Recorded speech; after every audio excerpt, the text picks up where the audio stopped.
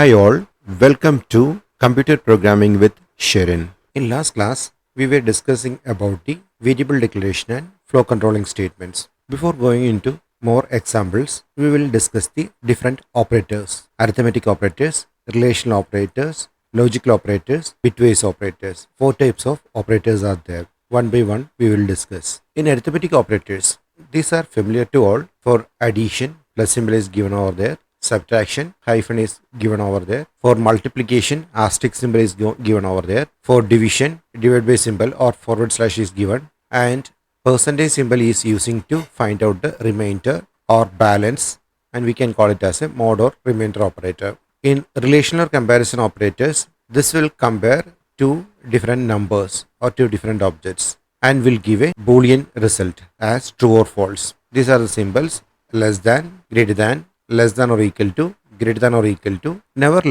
write like equals greater than or equals less than. Equal symbol should come in second position. Double equals is using for equal comparison, and not equal to, it's using an exclamation mark. Then coming to the logical operators or logical connectors. If we have multiple conditions, we can join all the conditions using this logical operators. Two types of operators are there, and double AND symbol will known as AND, double pipe symbol will known as OR. If you are connecting with AND operator, then all the conditions should be true, then only that will give the true result. If you are using OR symbol, then any one of the condition, if it is true, it will give the true value back. And we can use the combination of and OR in the same situation. Bitwise operator, single ampersand symbol. It will work like a AND logical gate. If both sides are 1, then it will give the result as 1. These are the bitwise operators. In bitwise operators, it's trying to compare with binary values only. So whatever the value we are giving, it will convert into binary, and from there it will do the bitwise operations. The first one, AND operator. It's like a AND logical gate. If 1 and 1 is there, then it will give 1. 0 0 or 1 0 will give 0. OR symbol. If it's getting any 1, then it will give 1.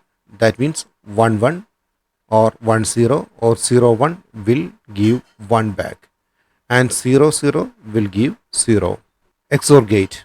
If zeros and ones are same number or equal, then it will give 1. If 1 is more or 0 is more, then it will give 0. For example, 1 1 will give 0, 0 0 will give 0, 1 0 will give 1 back. Complement. It's a negation operator, will convert 0 to 1 or 1 to 0. Now we will try some example to get the idea. Here we will create a example class to explain the things. From the Visual Code Studio, taking a new file, giving the name example.java, pressing enter key. It's automatically creating a Java class with the same name of the file, because we already installed the extension of Java inside our code. Here you can see it's created public class example. In last example, we didn't see that public keyword before the class. So I'm avoiding this one. The public class concept we'll discuss later. Now anyway, our class need an entry point called main. So I'm just typing main and pressing enter key. Inside the main, we will declare two variables over there. Int a equal to, just giving the value 20, int b equal to, giving the value say 6. So two variables are declared over there. First we will check with the arithmetic operators. So the result I want to save in a variable, I will save the values inside a C, or we can directly print the value. In println itself we can do the calculations over there. Here first I want to try a plus b itself. We'll use the printing statement sysout. I insert that double quotes and I was writing a equals to. Now I need to print the a value. We'll just copy paste this line and we'll replace with the b value, and C value.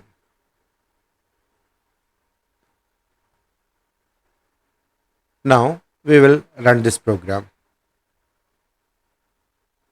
Here you can see that 20 plus 6, 26. And of course, the subtraction operator.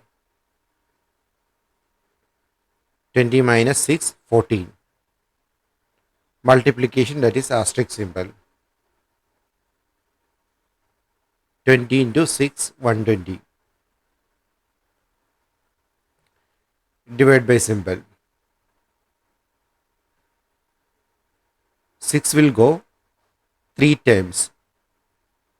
That means like 6 into 3 is 18. So 3 times 6 will go. And balance we are getting actually 2. This 3 is the quotient value.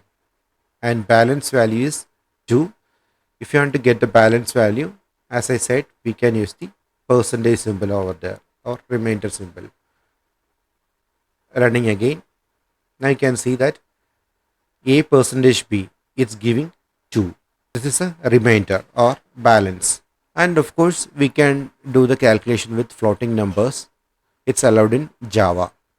The percentage symbol we can use with the floating numbers also or point values. Now we will check the comparison operators, and the comparison result will be Boolean itself. So if I am trying to say the value of A is greater than B, now my data type should change into Boolean. Now C can hold a true or false value, or you can just give this value directly here itself. This statement you can directly give here itself. I'll just give a additional parenthesis. It's not compulsory, but if you are printing here directly A is greater than B, then you have to give that parenthesis. Now C equal to A is greater than B. I'm printing this on running the program. See this 20 is greater than 6, so it's printing true value over there. And like that, less than or equal to whatever we want to check, we can just give it over there. Not equal to whatever you can give over there. Now we will try to give multiple condition, and that those conditions will connect with the logical connectors over there. So let it remain this A double equals B. Of course we know it's a false value, and I'm just giving one more condition over there.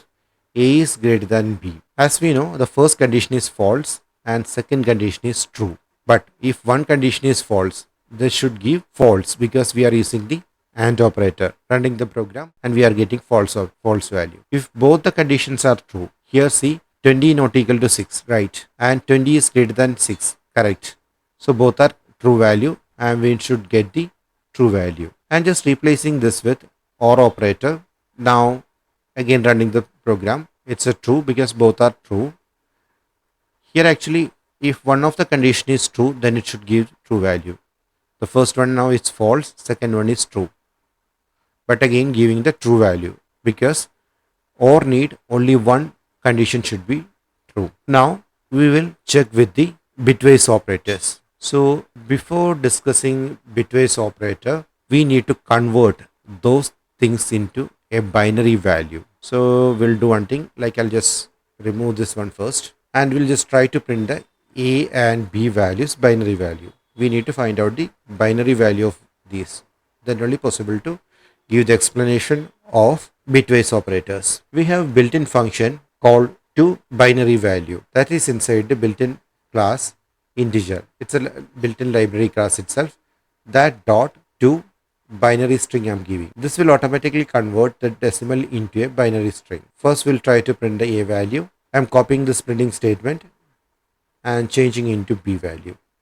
Now run and check the program. Yeah, now it's printing the values. This is 20 value and this is 6 value. Now we need to align properly, then only possible to compare these two numbers. For alignment, we can use the printf. Instead of println, we can use the printf statement. In printf statement, first parameter, it's a format specifier string itself. We have to print the string value, so use %s. I'm repeating the same thing, %s, because we have to print the string value. If you want to print the integer value, you can use percentage %d, and if you want to use the print the floating numbers, then you can use the percentage %f. Now just running and checking the program. It's printing correctly, but it's in the same line, so I'll just give a new line character after the printing. Now running again. So now it's in two line, but it's not properly arranged. I need to give some space or printing width to this output. Between the percentage and the character, we can give a number over there. For example, I'm just giving 20. So automatically 20 space alignment will be there, or 20 printing space will be created over there. Now see this. First contains like 2, 4, 5. 5 numbers are there. Out of 20, 5 numbers is there. So 15 spaces will be there. And second one, 3 numbers are there. So here 17 spaces will be there. So now it's easy to compare one by one. Now we will save the result inside another variable, and I am trying the bitwise AND operator. Now this value also we will print. So I'm just taking the copy of this printing statement and just modifying with C value. Okay. Now along with the printing, we will try to print the decimal values. So I want to give one more parameter in each argument. So that should be replaced with the format string %d. And in between given, we can give some symbols over there, either equal symbol or hyphen, or I'm just giving the arrow mark operator. And the same thing we can repeat here also. Now this should print like 20 arrow mark, its binary value, something like that. So we will run the program and we'll check the output. Here see 20 is this, but the element is not proper, because here see this one, it's not correct, because 20, this number is taking 2 spaces but others are not. So I'll just do one thing, I will give some space in decimal part also. Okay, now it's okay, it's properly aligned. Now we can do the comparison. We are using the bitwise AND operator. So 0 0 should give the 0, 0 1 again 0, 1 1 should give 1, 0, and here imaginary 0 0 0 0, 1 0 0. So the result is 1 0 0, that is 4 in decimal value. So this is the AND operation, and we will check this into OR operations. Running again. Now see 0 0 0 again, 0 1 1, 1 1 1, 0 0 0, 1 0 1. So we are getting 1 0 1 1 0, that is 22. So C result is now 22. Now I'll try the XOR over there. Running the program again. Now see this, 0 0 is 0, 0 1 is 1, 1 1 is 0, 0 0 is 0, 1 0 is 1, and we are getting 1 0 0 1 0, that is 18 as the answer. Now one more value is there, that is the negation operator. So negation, either we can try with a single number. So I'll do one thing, like I'll just find out the negated value of the A. So I can remove others. Negation value we will print here itself. Okay, negation value will save inside the B variable, equal to, we have to use the bitwise complementary operator and the variable name. Now check this. So we are getting 20, that is 10100. It's complemented and it's giving a negative value over there. And of course you can try with a negative number, negative 20. It's giving 19 value. You can try with different numbers and you can see the result over there. We are winding up today's class. Your doubts and valuable suggestion, do comment, like, subscribe and share. Thank you for watching.